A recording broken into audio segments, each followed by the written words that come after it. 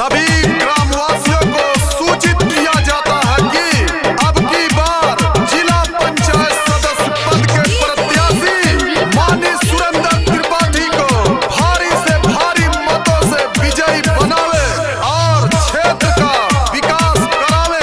सुरेंद्र त्रिपाठी जिंदाबाद। सुना चाची हो, सुना चाचा हो,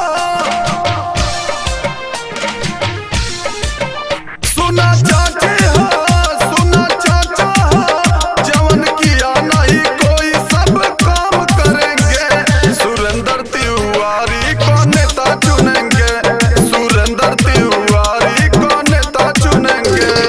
काम किया है जम के काम करेंगे, काम किया है जम के काम करेंगे। सुरेंद्र तिवारी को नेता चुनेंगे, सुरेंद्र तिवारी को नेता चुनेंगे। सुरेंद्र त्रिपाठी जिंदाबाद, सुरेंद्र त्रिपाठी जिंदाबाद।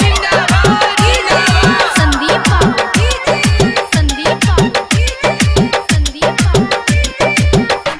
सुना जनहित में जारी है, जीत होगी हमारी है।